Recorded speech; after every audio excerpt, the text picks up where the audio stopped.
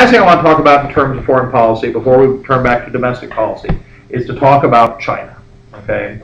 Now the Chinese story is complicated, as any story is, I guess, but it's more complicated in some ways because you think about China. China is one of the oldest civilizations on Earth. Okay, one of the most advanced, one of the strongest, one of the most enduring.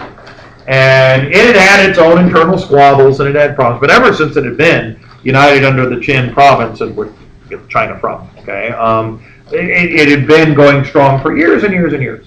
Up until the late 18th, early 19th century, and then China began to stumble a little.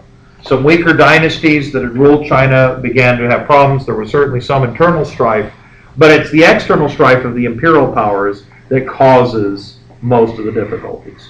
Because China was people saw China as this huge possible commodities market and as a huge market for sales. I mean, as you might have heard, China has a few people in it. You might have heard that, okay? It's also got, it's huge. I mean, a diverse amount of land with a tremendous different number of resources available to it. It was a prize. And the European powers were not the only ones looking at it. Yes, Europe was interested, particularly places, Germany and Italy, Spain and America. Well, America is also interested, but they're not a European power. England, definitely, okay? There are lots of people who are interested in it. But actually, more importantly for the local interests, were two imperial powers that were next door neighbors. On the one hand, the old imperial power of Russia. Russia, which had been expanding since the 18th century. I mean, you'd had Peter the Great and then Catherine the Great, who apparently their last name was the Great, right? Okay, and they had been pushing things for quite a while, and they were expansionistic. And then on the other side, you have Japan, which is an island nation that apparently in the 19th century woke up and said, "Fuck, we're on an island, we need land." Okay, and so both becoming very militaristic, and both Japan and Russia had their eyes on northeastern China, an area called Manchuria. Keep your eyes on Manchuria. That's going to be very important for later. Okay. So China already had all these pressures of all these imperial powers being interested in playing in their backyard. What was it called? Manchuria. Manchuria. Yeah. Okay. And then if that wasn't enough to cause difficulties, if that wasn't enough to cause problems, okay, then we had England. Now, England in the Victorian period, as we said, had already gotten this crown jewel next door, which was India, right? Okay, and in India, they found that there's a lot of shit that grew in India they couldn't grow in England. Plus, it's more land, people, all that sort of thing. And they found this miracle crop that grew, that was hugely valuable, that they were able to utilize, but also was great for exports and sales. I mean, it was just magic, literally. What was this magic crop that grew so well? No, good guess. No, good guess. So they could do no. Oil? No. Because we grow oil, yeah. Hey, look, guys, I'm sorry, it's nowadays, not bamboo, because no. Poppies! Opium! Okay? That magic crop, you know. And in fact, we love some opium, okay? The Brits were, of course, using opium in a lot of their medicines, especially patent medicines, which, by the way, we in America love to use it too. Yes? Mm-hmm. Do you know that the Middle East manufactures like 90% of the world's supply of heroin? I might have, but I do not know that I do that for a fact. So, I also know that actually it's also one of that if you move a little further east, you actually have one of the most valuable crops in the world. Actually, does anybody know what one of the most valuable crops is in the world per pound?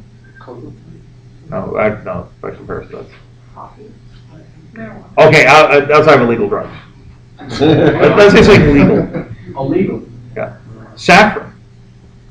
What's that? Saffron is a spice that's used. It's that yellow coloring that's used in, huh? Did you say saffron or saffron? Saffron. Saffron. What? What is it used to make? What is it used to make? Rice. Rice? Flavored rice in Indian dishes, for example. It's a spice. It's beautiful. It gives a yellow-orange coloring to the rice. It's very tasty. No, not rice-a-roni. Rice-a-roni is when you put chicken stock broth and minute rice. And plastic powder. Yeah, absolutely. It's good stuff. Anyway, I do like minute rice, but anyway. and rice are running. San Francisco treat. Anyway, I don't know how we get onto these things. Anyway, no, saffron is one of the things that's actually, because it's so valuable, if you go to the store, go to the herb section where they have the spices and all that, and you'll see just little bits of it, and for like $10 or $20. It's very expensive, and it's one of the things that if for expensive items that people tend to shoplift out of the spice rack section, apparently. And so sometimes they actually have it like behind counters and whatnot, like, "Psst, buddy, where do you keep the saffron? You know? Oh, right next to the nasal decongestants, you know? Because we can't have that either out there. Anyway. Whatever. Anyway, so speaking of happy drugs, getting back to the opium, okay? So the thing was, the Brits were manufacturing shitloads of opium, but they said, you know, where could we sell it? Where is there this large population of people who might want to buy opium since we're making so much of it? Well, guess where is convenient and local? It is China. So they decide, let's export some to China. And they start dumping this shit on China, and lots of people in China get hooked. Indeed, the image of the opium den as being specifically Chinese becomes this big image, right? Even though it's not as if the Chinese invented opium, you know, or whatever, but nonetheless, it becomes associated with it. Now, this is the one problem with this, as the Emperor of China happened to mention when he wrote a rather testy note, well, polite but testy, they're Chinese, you know, to Queen Victoria. He wrote and he said, by the way, I would point out, it's illegal in my country, okay? Please do not send us the shit, okay? Well, this offended the English. How dare the Chinese say such a thing? And so what did the English do to fix that problem? Huh? They go to war with China. They go to war with China, so China will take its drugs like a man, damn it. And then even we call these wars, what are they called? The Opium Wars. They're not even trying to hide it. Okay. What is it? The drug pusher wars, you know? And yes. They're not actually fighting over who gets the opium? No, they're fighting over you have to buy it. In it, well, yes, yeah, I guess so. It's fun, isn't it? Yes. So, so anyway, that was just rude. And the English prevailed. And in fact, they humiliate China tremendously through the Opium Wars. The emperor is forced to sign a series of treaties that are referred to as unequal treaties. And it was as a legacy of this, of course, England's going to get control of that little place called Hong Kong. Yeah, okay. So as a result, that's going to become a big deal. And so the Chinese are not in a happy position. They're kind of weak.